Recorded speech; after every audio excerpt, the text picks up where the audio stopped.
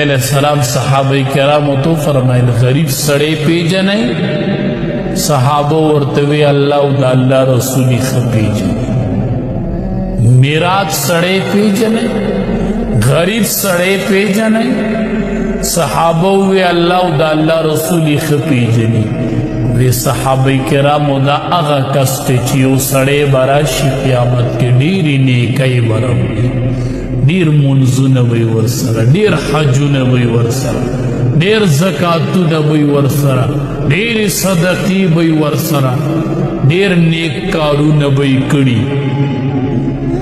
وی د جنت مستحق به جوړ شي. د نیت د بدای چې بس جنت ته راوالېږم، په دې کې به بس حقدار راپاس.